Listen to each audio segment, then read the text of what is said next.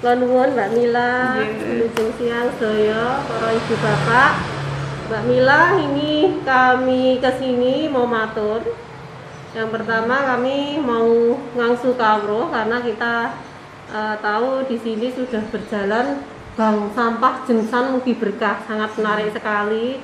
Jadi idenya memang sampah yang kita miliki bisa menjadi emas. Itu yang pertama. Yang kedua, memang kita tertarik karena memang kita sebagai penghasil sampah rumah tangga itu luar biasa. Saya sendiri setiap hari ya sama Pak Jaya sampah plastik itu ya nggak kepakai karena bungkus apapun diuntel dari siji, ternyata kok banyak, belum itu seminggu, yang artinya ketika dibuang itu juga nggak payu untuk pemulung dan itu mencemari lingkungan. Nah itu tok-toknya peduli tentang lingkungan. Tapi yang ketiga yang penting memang kita mau belajar bagaimana bisnis sampah ini bisa menjadi tabungan di masa pandemi, karena kita terus terang di masa pandemi untuk menghasilkan cash flow atau uang setiap harinya juga banyak yang terdampak ya. Apa yang bisa kita gali dan kita manfaatkan yang ada di sekitar kita, itulah yang akan kita manfaatkan. Lajeng ini kami membawa teman-teman relawan, ini khusus relawan dulu karena kemarin Mbak Mila dibatasi 10 aja Mbak, maksimal. Oh gini. Jadi menikah ibu bapak sekalian, tim relawan Mbak Mila itu yang selama ini kalau saya misteri gas, bukan misteri gas ya. Jadi yang kalau laundry di mana dan sebagainya, ya Mbak Mila ini yang menghandle laundrynan jali jualan. Jadi laundrynan berapa bakor itu hanya Mbak ngijoli sabun wae selawewu.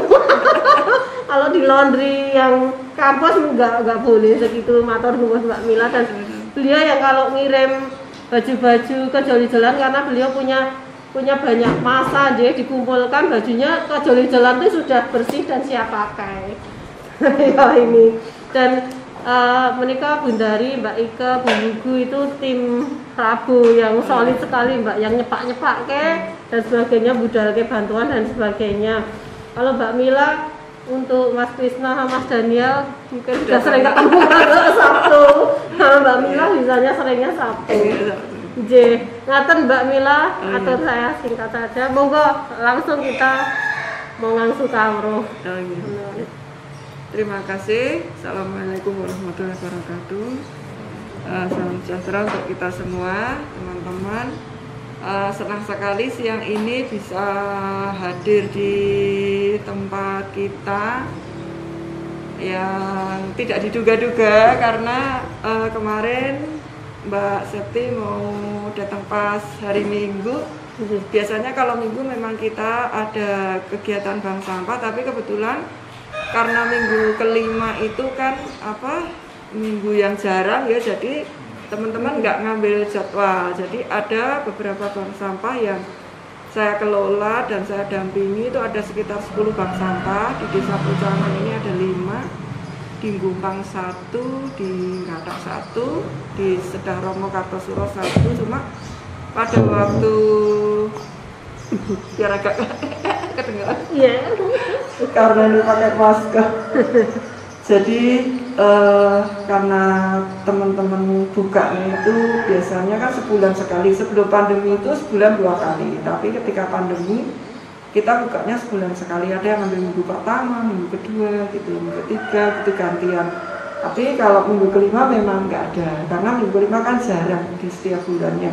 Biasanya kalau minggu kelima itu kita ada acara ketemuan kader seluruh bank sampah. Ada yang mungkin meningkatkan pengetahuan, kemudian ada yang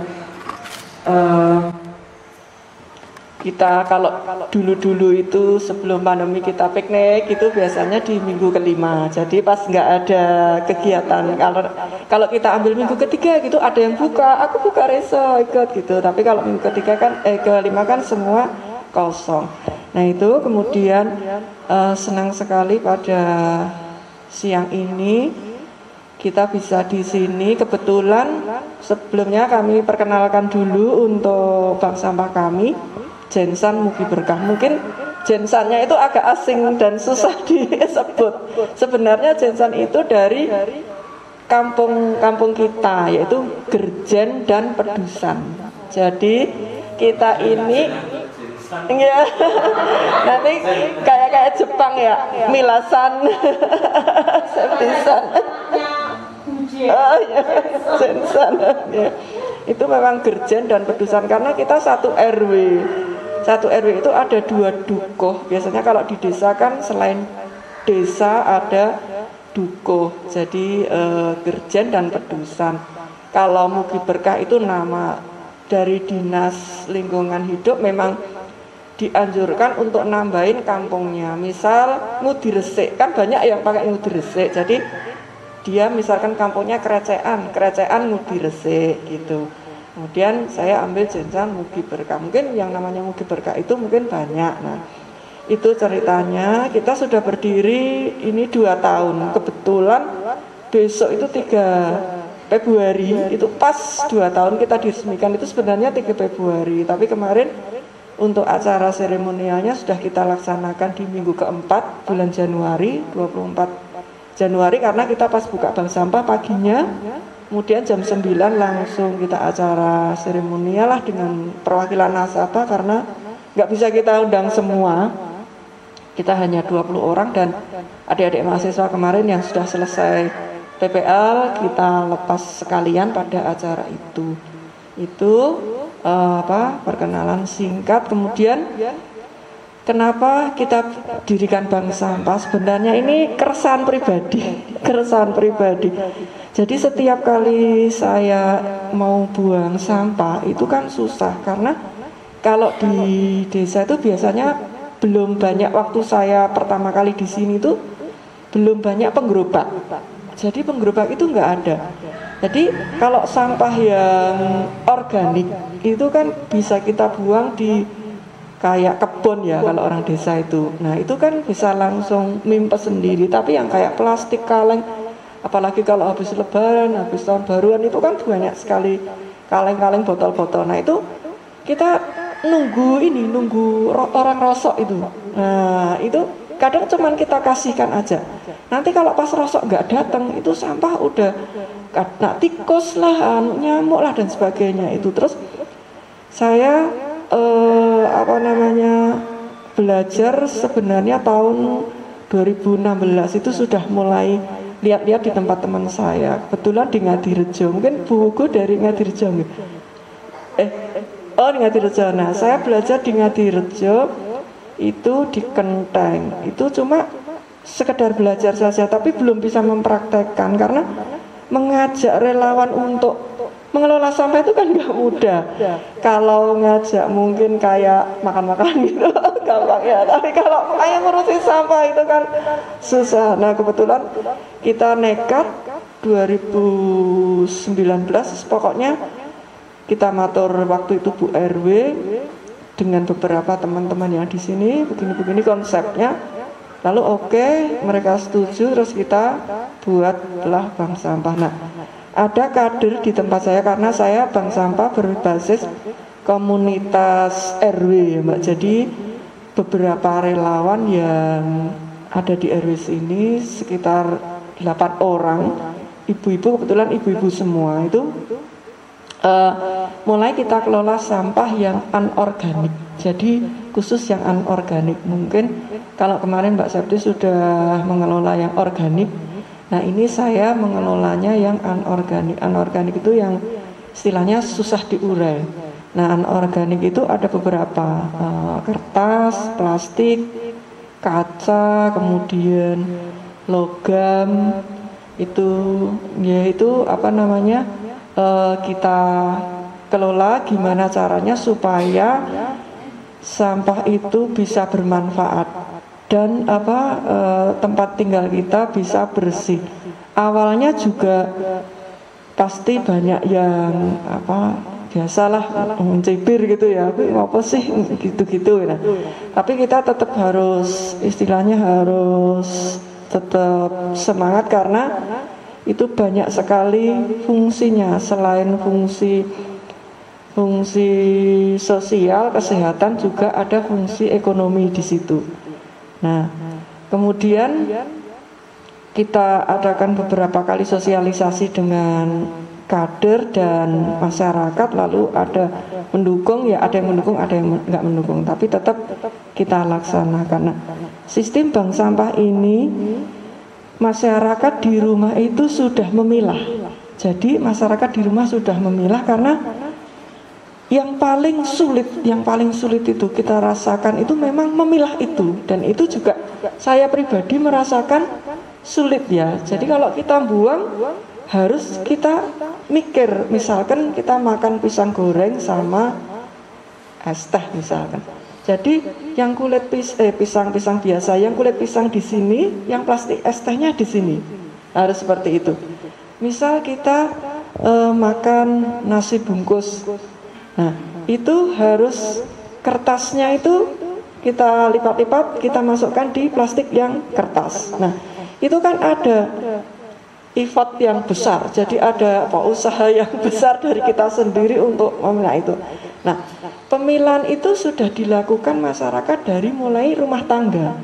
Karena kalau pemilahan itu kita lakukan di bank sampah itu biayanya sangat besar. Itu karena kita harus mencari orang untuk memilah. Nah, itu sehari berapa. Jadi memang biaya tertinggi di pengelolaan sampah adalah pemilahan. Kalau masyarakat sudah bisa memilah dari rumah itu akan sangat mudah.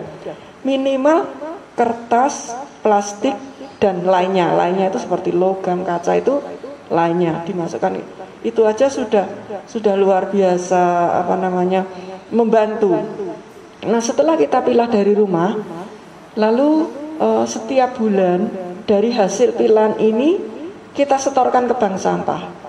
Jadi kita tidak ngambil dari rumah ke rumah. Kita tidak istilahnya muter keliling. Ada teman yang melakukan pakai gerobak, ayo bank sampah muter. Saya enggak, karena kalau seperti itu enggak ada edukasi ke masyarakat. Kita nanti seperti penggerobak. Jadi kita istilahnya yang butuh itu kita, padahal ini kan butuh kita bersama. Itu jadi kalau memang Anda mau ke bank sampah, ya istilahnya bank itu kan ya Anda harus setornya walaupun setornya sampah, bukan setornya uang gitu. Jadi masyarakat harus datang sendiri ke bank sampah. Nah, kemudian di bank sampah itu nanti kita edukasi juga. Kadang-kadang nasabah kan lihat punya temannya, loh bekas odol bisa laku Nah, itu oh iya, berarti besok lagi nggak tak buang. Terus loh, ini paku juga bisa Nah, itu sepatu bekas juga bisa Nah, itu kan ada edukasi. Terus lalu kita bisa mengedukasi lagi tetangga saya yang itu masih buang di sungai misalkan. Tolong dong dibilangin inilah. Itu kan bisa kita lakukan di bank sampah itu. Jadi ada banyak hal yang bisa kita kerjakan ketika bank sampah itu tidak hanya sekedar setor sampah. Memang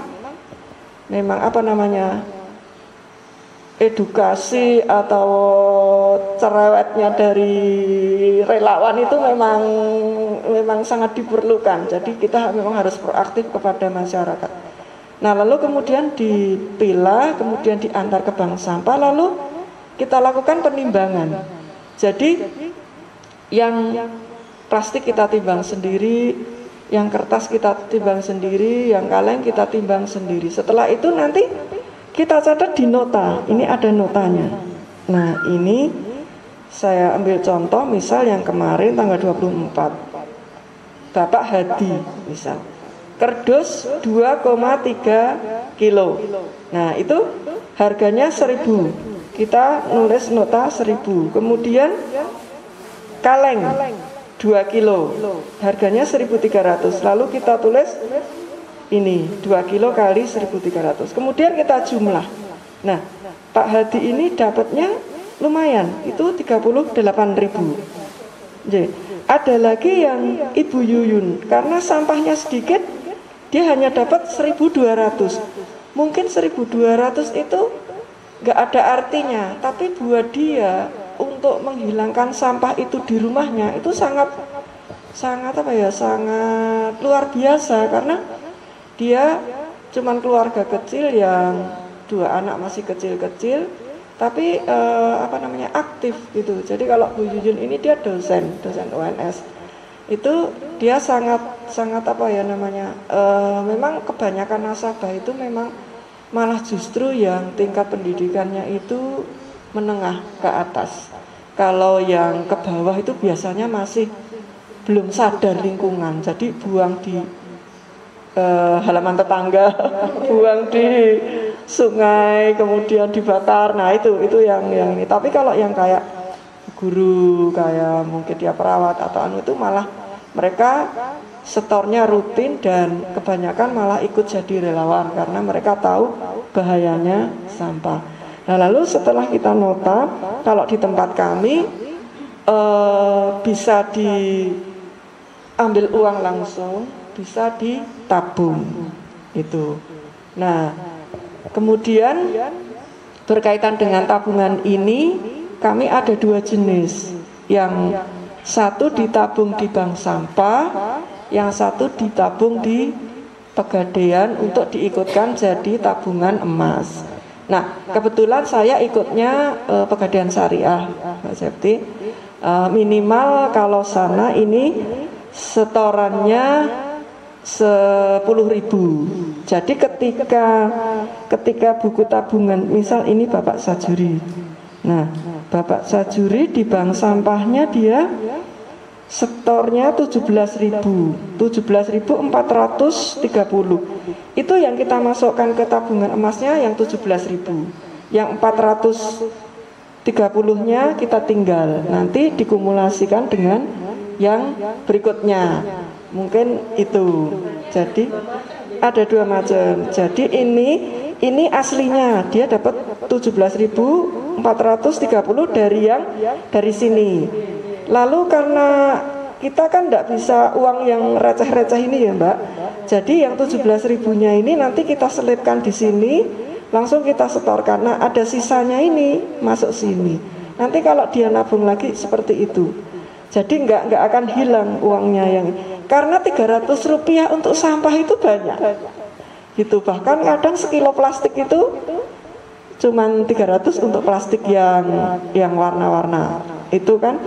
Jadinya kita tetap yang sisanya itu tetap kita ikutkan di dalam catatan itu. Itu yang sistem di tabungan emas. Tapi ada juga yang saya nggak mau ikut tabungan emas, saya ini aja nabung di bank sampah aja, karena kadang-kadang saya ambil uang gitu. Kalau tabungan emas kan minimal 1 gram baru bisa diambil. Nah itu tidak ada masalah gitu. Jadi tinggal kesepakatan dari si nasabah itu. Nah nanti untuk jenis-jenis sampah apa yang bisa dijual itu nanti bisa langsung dilihat. Mungkin ini prolog dari saya. Mungkin sebelum kita lanjutkan ada mungkin yang ditanyakan dulu, nanti bisa kita lebih ini kan diskusi sambil jalan aja biar lebih bisa mudah dipahami. Mungkin gitu saja Mbak Septi. Awalan ini monggo teman-teman kalau ada yang ditanyakan kami persilahkan. Mungkin ada yang ditanyakan? Mungkin Mas Krisna atau ibu-ibu? Atau mau langsung praktek? Atau langsung praktek boleh. Nah ini ada beberapa yang praktek yang dari saya, yang plastik, yes. Nah akan ini saya di rumah kalau kalau ada sampah, biasanya kan kalau di desa kan kita dapat bacaan gitu ya. Kan saya nggak pakai ini, langsung saya buang sini. Nah kemarin bapaknya dandani lampu seperti ini. Nah ini nggak saya buang karena dia kalau saya buang kemarin dibikin pupuk kan nggak bisa. Kan saya sudah bikin kompos itu. Nah ini kan tetap harus kita buang di tempatnya bank sampah sini. Terus ini yang kertas kardus duplek namanya lah, kayak gini anak-anak kemarin jajan ini. Nah ini Ini kita masukkannya di duplex. Terus kita kalau dapat kue-kue, nah ini kan langsung kita ambil apa nasinya, langsung ininya kita masukkan. Jadi memang benar-benar harus ini ya, harus niat banget gitu. Ini yang anunya, kalau nggak niat nggak bisa. Lalu ini plastik. Ini kebetulan saya dapat plastik dari bekas TV-nya ini kan dibuang lah nanti untuk tempat asing. Nah terus kayak gini kan tiap hari kita pasti dapat kayak belanja suwek bolong boleh kan, nanti ini didaur ulang, nanti dicacah. Kertas pun mau kotor, maksudnya kena sambel, jangan kena ini, enggak apa-apa, enggak harus bersih karena dia nanti akan didaur ulang. Kalau sampah kan nggak mungkin bersih. Nah ini langsung saya masukkan ke yang di area plastik seperti ini. Kemudian nah ini es teh ini es teh kan dibolong ini, terus pokoknya dikebut-kebut kayak gitu, sedotan bisa boleh nanti. Terus apa namanya, nah kalau yang ini yang HVS ini kenapa saya sendirikan, karena HVS harganya mahal, lebih mahal. Jadi kayak buku tulis ini orek-orekan, uwel-uwelan, kalau anak-anak habis nulis dibuang kan, masukkan di kertas. Mau dicampur boleh, mau yang HVS disendirikan boleh. Karena selisihnya banyak. Kalau yang HVS gini bisa harga sekarang bisa 1.900. Tapi kalau yang kardus gini ini cuma 400. Selisihnya loh, tapi nggak apa-apa, yang penting ada ininya. Kalau kemarin saya pas bersihin soal-soal testing anak nih, soal-soal testing, jadi kalau buram kan beda lagi, LKS itu kan itu. Tapi kalau buku gini ini kan kadang ada yang buku LKS ada sampulnya ya. Ini sampulnya disuwek dulu, sampulnya masuk sini, duplex namanya. Tapi kalau LKS-nya masuk HVS, nanti harganya beda. Ini buram ini 1.300. Kalau ini HVS 1.900. Tapi kalau gimana? Kalau duplex ya 400. Tapi kalau jenengan bukunya tidak dicetel, itu cuma 1.000. Kita cuman selisih netel aja sudah dapat harga tinggi kan gitu. Jadi kalau bank sampah biasanya masyarakat misal jualnya iki dipilah rak, enggak aku campur aja, kita timbang, kita ngasih harga ke nasabah 1.000, nanti kita pilah, kita udah dapat 1.900 ke pengepul, kan kita ada selisih yang lumayan untuk kas bank sampahnya itu. Tuh, jadi ini terus apa, kalau yang plastik ini semua mau seperti ini kan bisa payu ini, terus ini kecap botol ini, ada lem ini enggak, pokoknya ya kecapnya hilang lalu ya udah. Nggak apa-apa, ini ada sisanya, nggak apa-apa. Botol aqua nanti kalau ini masuk sini, tapi nanti saya biasanya kalau ke bank sampah kan saya kan botol aqua cuma sedikit. Saya masukkan bodongan, istilahnya bodongan itu nanti bank sampah bayar ke saya 1.800, tapi si bank sampahnya nanti dipilah. Nanti bank sampahnya jualnya cuman aku atau ini bisa 2.500 gitu. Biaya milahnya. Tapi kalau milahnya relawan kan kita nggak ngeluarin biaya, cuma paling relawan nanti kalau akhir tahun mungkin ada sisa bisa untuk piknik atau beli kaos atau apa gitu, biasanya seperti itu ya. Jadi apa namanya, kalau untuk gambaran kasarnya seperti ini.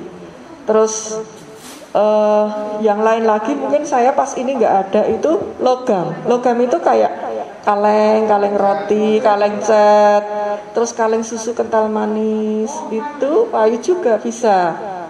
Lalu 1.500 kan. Kardus untuk susu itu Kardus susu bisa. Kardus susu kan masuknya duplek ini. Kardus susu Denko misalkan, kan itu masuknya sini. Bisa.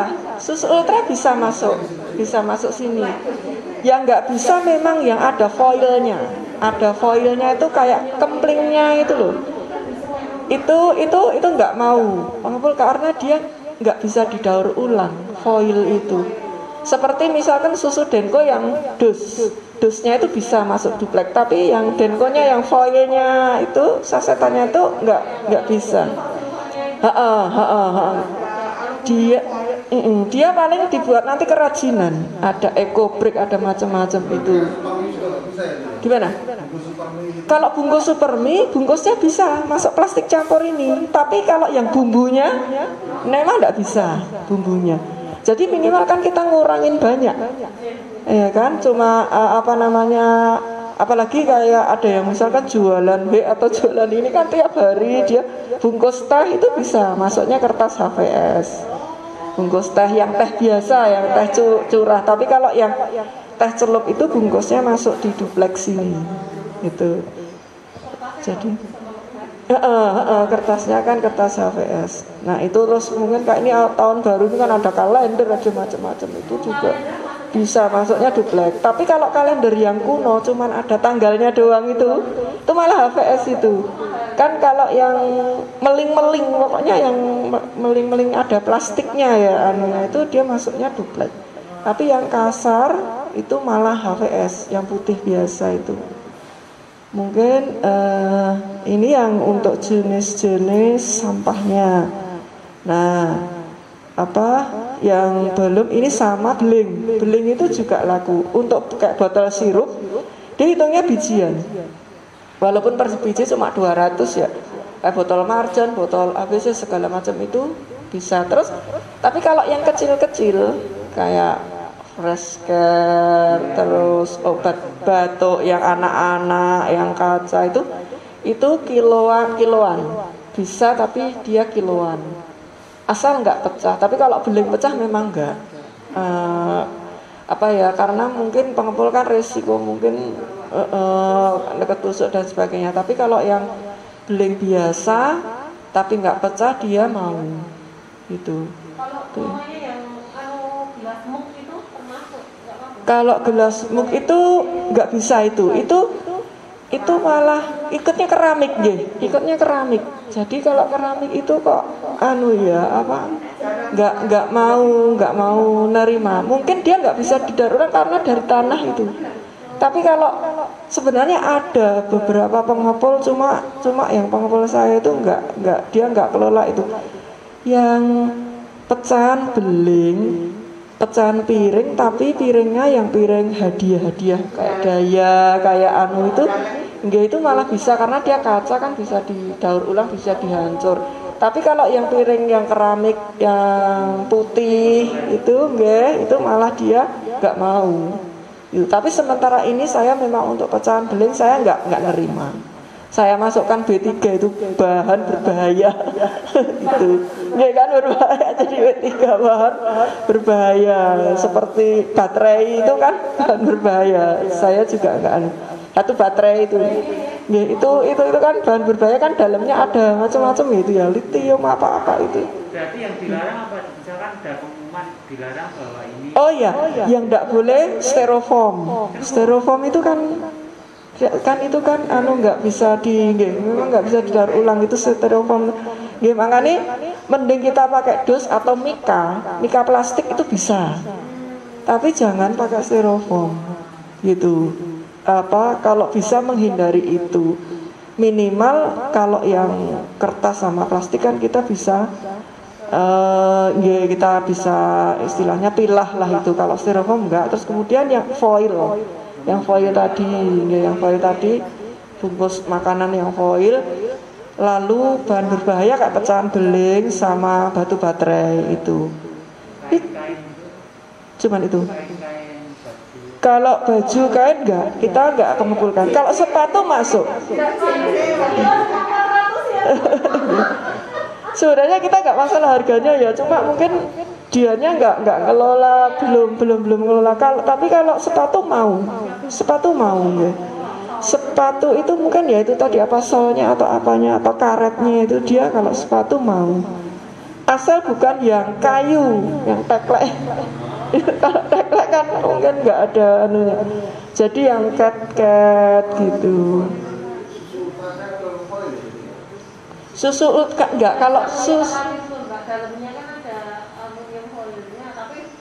luarnya kertas ya. Kalau itu biasanya dia mau juga nggih, kayak saya itu mau nggih. Apa mungkin masih bisa diambil yang luarnya itu atau seperti apa prosesnya kurang tahu.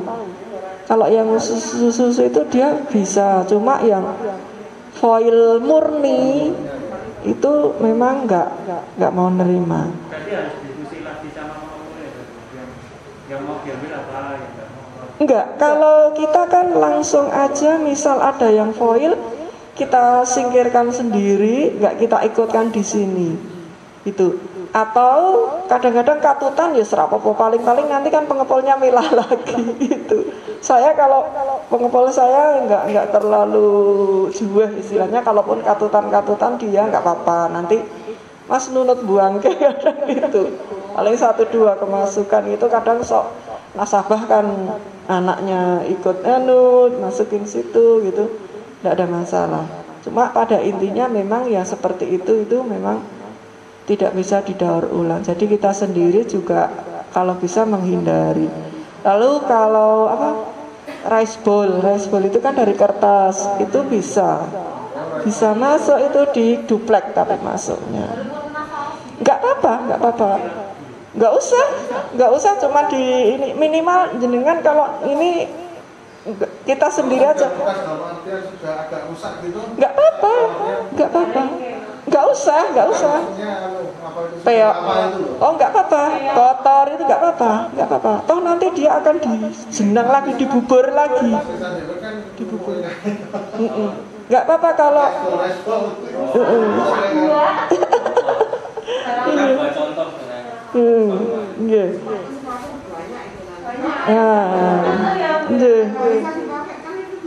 Monggo nanti dikumpulkan, terus nanti pas jenengan pembersihan itu, pengumpulan itu nanti kita ke sana ikut bantu milah, yang ini masuk ini, yang ini masuk ini gitu. Jadi misal katakanlah Rabu pagi mau milah gitu ya. Terus nanti kan saya langsung kontak si pengepulnya biar Rabu itu juga sore langsung dibawa. Jadi nanti kita nimbang sendiri, kita ngasih harga sendiri. Jadi dari pengepul ngasih daftar, misal kertas sekian, sekian. Ya udah kita timbang sendiri, kita punya timbangan sendiri, kita timbang, lalu kita jumlah sendiri, tinggal totalannya kita sharekan, Mas ini total sekian. Nah itu untuk pengepulnya biar dia siapkan uangnya berapa, misalnya gitu. Misal dia cuma buat 300.000, tahu-tahu 500 kan, paling dia tanya, Mbak ini yang baca sana berapa, ini notane, udah dia datang. Biasanya gitu. Langsung itu langsung harganya pasti. Jadi sekian. Iya.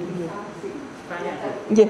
Dengan pengepul Ibu punya pengepul berapa atau satu atau dua? Kalau saya kebetulan saya hanya pakai satu pengepul di semua bank sampah dampingan saya, karena saya dulu pengalaman saya udah gonta-ganti pengepul.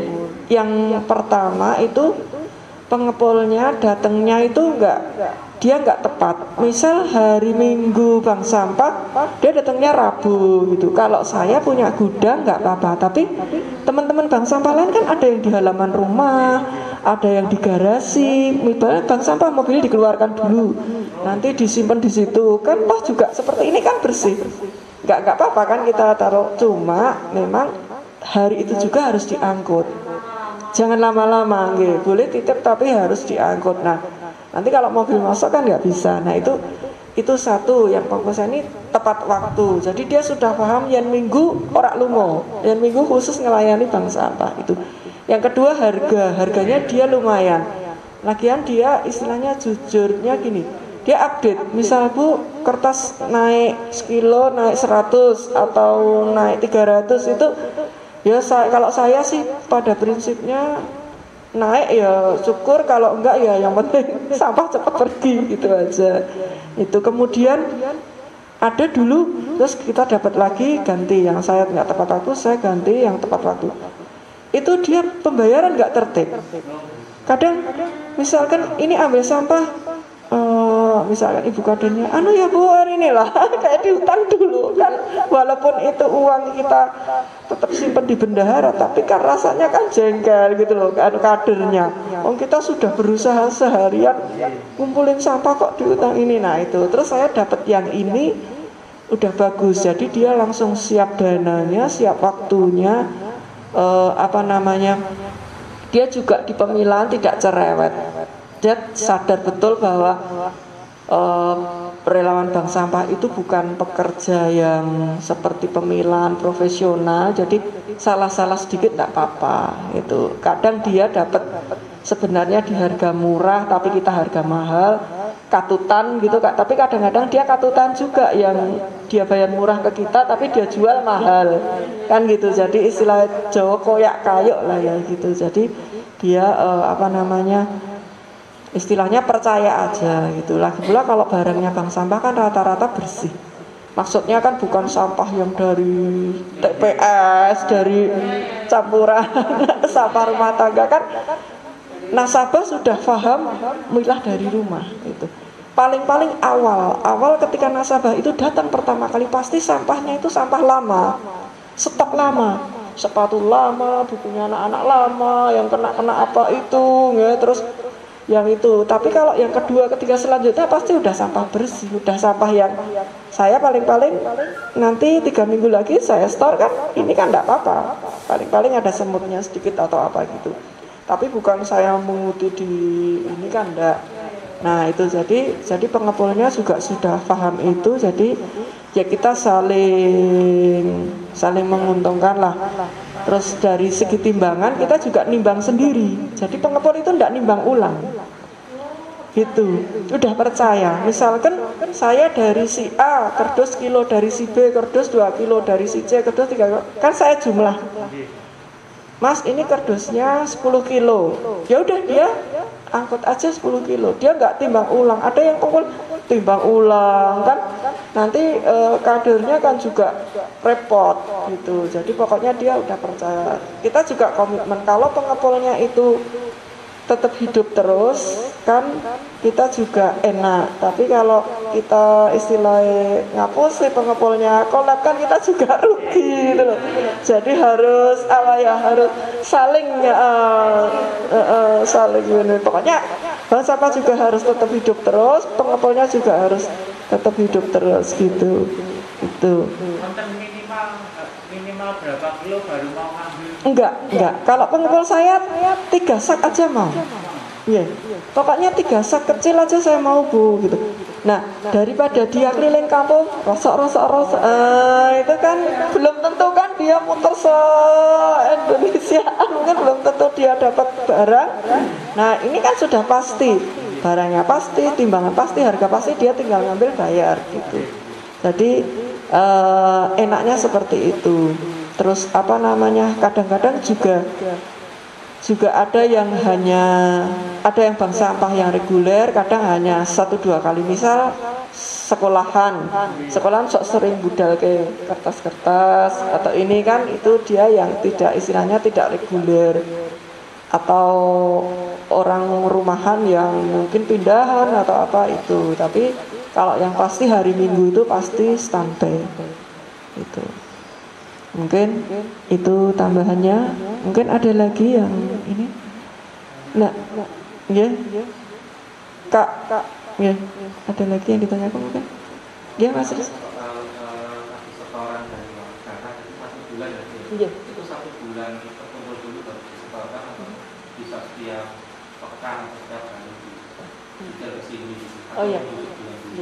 Nah, kalau saya kan dulu kan sebulan 2 kali. Sekarang kan sebulan sekali. Ada warga yang memang sampahnya banyak karena dia punya usaha. Misal dia punya pabrik roti, yang roti kecil-kecilan gitu ya. Jadi kan plastik banyak, kertas banyak. Nah dia boleh nganter pas nggak bank sampah. Jadi kan mungkin sudah banyak, lalu diantar, paling dia calling sama pengepulnya atau pengurusnya, Mbak aku udah setor di sini ya, tak taruh di sini, karena kita ada semacam gudang yang semi permanen itu. Terus tapi kalau rumah tangga seperti saya rata-rata sebulan sih, rata-rata kita sebulan baru nyetor, karena sampahnya yuk nggak terlalu banyak, paling ya segini nih. Kalau ini 2 minggu, nah, nanti 2 minggu lagi mungkin pasti ya nambah lagi. Paling tidak saya tuh plastik tuh sebulan tuh 1 kilo tuh pasti. Iya, plastik gula, plastik. Kalau zaman dulu ibu kita itu kalau beli soto kan pakai rantang ya Mbak, pakai rantang, sambelnya di atasnya, tempenya di bawah. Sekarang kan enggak, anak enggak mau pakai rantang, plastik, sotonya di plastik sendiri, tempe di plastik sendiri. Kalau buka soto biasanya saya misalkan kita kelet ini tak buang, atau kalau rodo mau sithik ya dicuri banyu terus di gini-ginikan, udah dicemplung, enggak usah yang disabuni, enggak, cuma agak dikipat-kipat kayak gitu. Tapi kalau memang yang bungkus sotonya itu mau ditaruh di sampah, enggak apa-apa, asalkan plastik reseknya masih ada. Nah itu yang di situ. Terus tempe, kalau kena minyak tempe kan enggak apa-apa. Nah itu masukkan di sini gitu. Kayak bekas gereh itu kan juga enggak apa-apa. Paling-paling yang kita nggak buang di bank sampah itu yang kena santan, kayak sambal goreng gitu kan, biasanya kan kayak kelet-kelet. Tapi kalau sayur bayam, sayur sop itu enggak apa-apa, tinggal yang penting airnya nggak netes, dikebut kayak gitu langsung dicemplungkan sini itu. Jadi pasti itu setiap, ya saya sendiri ya, jadi saya juga nggak nyari sampah ini, tapi ya pasti ada. Pasti di sini tuh pasti setorak ketang dapatnya 2.000, 3.000 itu pasti kita ini kan. Ya pasti apa ada. Kita setoran sampah itu mesti ada. Nah, kalau panjenengan nanti bikin bank sampah, monggo nanti mau berbasis komunitas apa bisa. Kalau saya kebetulan kan komunitas RT, bisa juga yang komunitas rumah ibadah itu bisa. Jadi misal jamaahnya ke pas ibadah gitu bawa gitu bisa. Lalu ada lagi yang berbasis organisasi sosial atau apa, itu juga bisa, tinggal komitmen masing-masing kelompok. Kalau misalkan nggak kelompok, mau sendiri, misal sampahnya banyak, ditimbang sendiri, dicatat sendiri, telepon pengepul diambil juga bisa gitu. Jadi nggak harus misalkan susah banget, kayak orang kota kan kadang susah ya diajak bersama-sama satu RT itu kan susah, apalagi Solo lah ya, di kota udah komplek, rumah tutupan semua, itu kan susah. Tapi monggo kalau mau kumpulannya itu kumpulan apa, silahkan, tidak ada masalah. Kalau pengepul pun sampai Solo juga dia mau, kalau misalkan mau pakai pengepul yang saya. Iya, saya juga mikirnya Kerten kan cuma deket sini, masih perbatasan Makam Haji kan, Kartosuro. Ya itu.